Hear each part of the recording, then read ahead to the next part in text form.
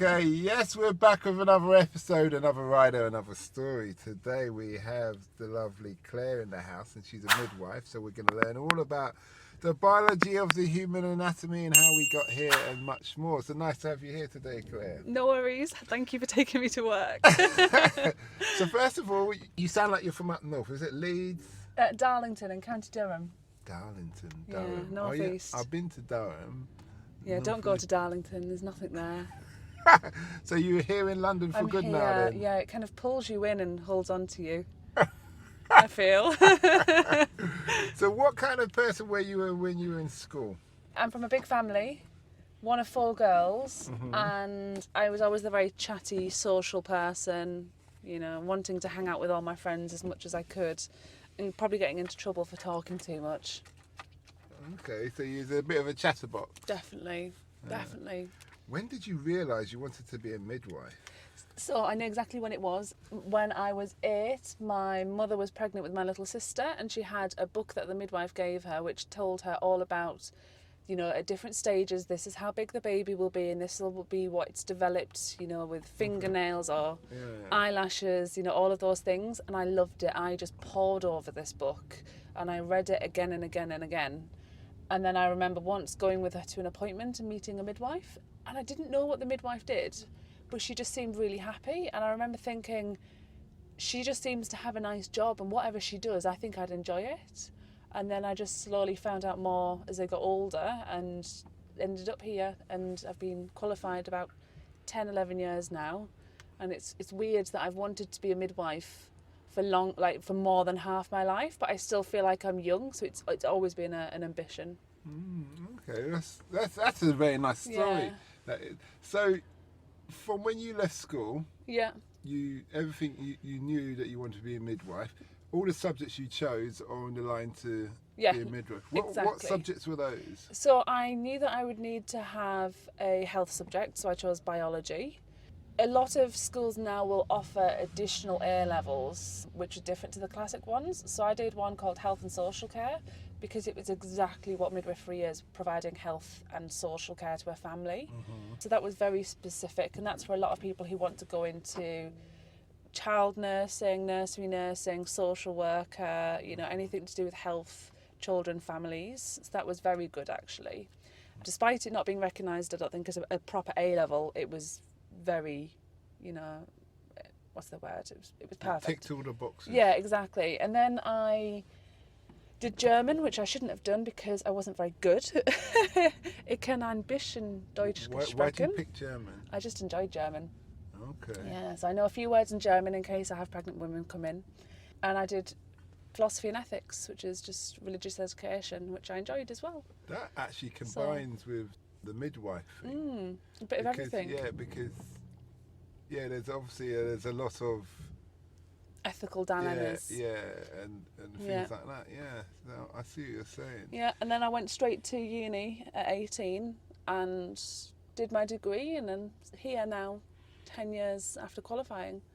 Now, you spoke about that A-level course being really relevant. Was the degree really relevant? Yeah, so midwifery. So when you want to move into a subject such as nursing or midwifery, you have to do a specific degree. So with midwifery, that was a 3-year degree. Some people will go and do a nursing degree first and then decide they want to change their, you know, career path, and they'll go and do an 18-month course after that to then become a registered midwife on top. But I knew I wanted to be a midwife, so I just did direct entry. Okay. So were you, during that 3 years, were you working in a hospital? Yeah, so I trained in Northampton General Hospital in the Midlands, which is a very busy but wonderful NHS trust. You have to go to university, maybe, I suppose it depends at different times of the term. Sometimes you'll be at uni full-time, 5 days a week for 7-8 hours a day. Other times I'm going to placement, working 37.5 hours a week. So when most university students get these, you know, numerous days off in the week, and they get large gaps in the summer and Christmas and Easter, I would get 3 weeks off in the summer, 2 weeks off at Christmas and 2 weeks off at Easter.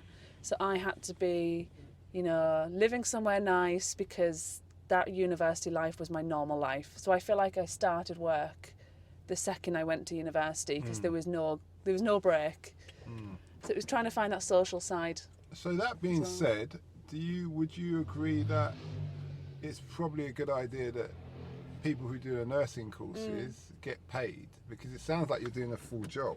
So when I did my training, I was very lucky, and because I started in 2008, I didn't have to pay for my university fees. So for me, that was a huge thing, and especially now that the fees have moved from the 3,000 when I started a year to now 9,000 a year, for me to not have that debt at the end of my career and only having to pay back my living costs, it was significant. So it's a debt that I won't have hanging over me like the majority of people will who've gone to university. I think the problem you get into is if you start paying the students, it then changes it from being a normal degree to being, I don't know, another. Wouldn't you say it becomes like apprenticeship? Yeah, and the problem in that is you need to make sure that you're giving the people who are doing this course an actual qualification that's respected and something that is actually transferable. So if they were to be paid for it, they would need to make sure that they're still earning a qualification at the end. Yes, I'm just thinking, well, I suppose at the very least, if not being paid, you wouldn't pay for the course. Yeah, exactly. So my opinion, and I've said this to many people, is I think the NHS, when people apply for courses such as nursing and midwifery, where predominantly 90% of people will work for the NHS for the rest of their career. You know, there are a few private roles out there, but few and far between, especially with midwifery. If they said, look, we will pay for all of your degree for the cost of the course, however, you have to guarantee working for us full time for I don't know how many years. Yeah, 10 years. And if you leave after 5, you pay 50% back. Or if you drop your hours down to half time, then you work for longer or you pay some of that back. So I feel that way they're guaranteeing holding on to midwives and nurses and having a bit more retention, because people actually leave the career quite early sometimes. And maybe this might be something to make people think, actually, I've got that loan that I'll have to pay off if I leave. Maybe I should stay for another year or two and see what other opportunities are available. That's actually a really good idea. I know a politician. Yeah. I'm going to pose that idea to him. Yeah. I say Claire told me. I'm very opinionated. Yeah. I'm ex-military. I believe in national service, but I believe in national service for two sides of things. Yeah. One's for NHS and one's for the military. Yeah. So obviously there are weaker people going to the NHS, or in that case. Yeah. And it can be like people from when they hit 16 or 18. Yeah. But they do all the jobs, like they learn all about the first aid and all those kind of things. And they push all the people around the wards, saving time, reducing, like porter jobs, I think you lot call it. And then let's say they do 3 months each. Yeah. Every child, teenager does 3 months. That's going to take such a load of work off you guys. Yeah. And then you can focus on your professions. I think the thing is with that, so I definitely agree with trying to get more volunteers into hospitals and public service. People want the experience, and it's hard to sometimes get access to a hospital or into a GP surgery or school. It would be about thinking about how do you set up a service like that which is safe, so making sure everyone's had DBS checks, which is the criminal record check. What, for children? If they're coming to work in a hospital and provide like if they're services. I was thinking between the age of 16 and 18. So yeah, you just but anyone. You just have a qualified nurse who walks the team round or does everything with them for that month. But we would never allow anyone to come into a hospital and work on a ward if they weren't 100% clear on their criminal record. Because say, for example, there's an emergency, or I've got to run off to the bathroom, or I have to leave the room for a few minutes. You're leaving what could be potentially very vulnerable patients with anyone. And we know nowadays, even kids, you see in the news, 14-year-old boys getting in trouble for doing something, or it's... So I think it's a protection for them as well as the people who are in the hospital. So I'll be thinking of how do you set up something where they can be of help and benefit, but it's worth it for... I think the violent ones would rather do the military stuff. Yeah, probably. That's right. Someone gave me the idea because they were, I can't remember what country, and they said women in their country do NHS, Yeah. men do Oh, I the didn't know military. that. I know in Germany they still have young lads, I think when they're 18, they go and do, is it a year or something, I don't know.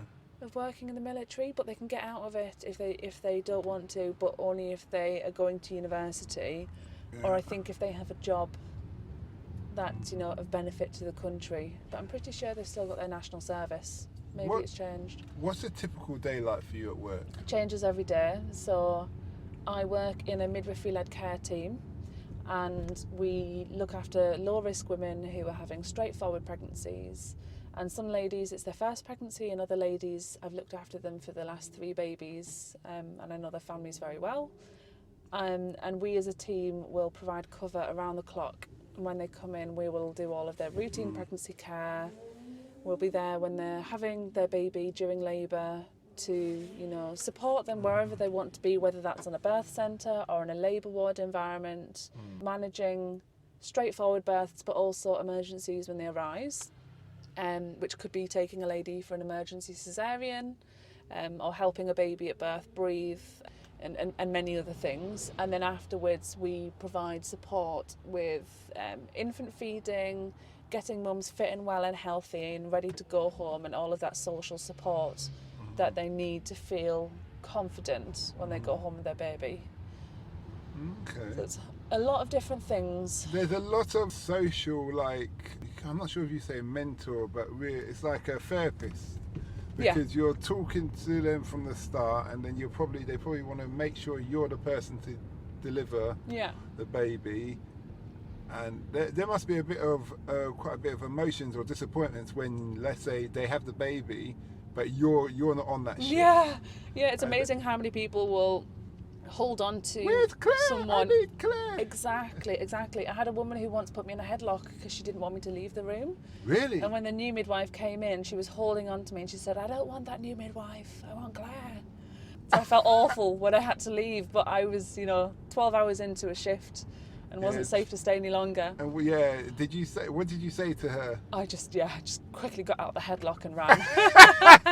There's nothing you can say to anyone in that moment which will give them any comfort. Yeah, but that's what you say. If I work on a baby, I could make a mistake, and I don't want to sound too tired. Yeah, I always go back the next day and be like, "Look, it wasn't a good idea, and I couldn't have," and they're always fine. It's in that moment, I think, common sense Where's the husband? Probably kicked out the room or at the end of the bed. Yeah. Okay.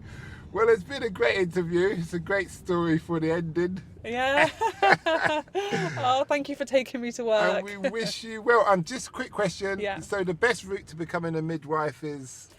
I would say when you're in sixth form, find out about what type of health experience you can get. Speak to your local GP surgery.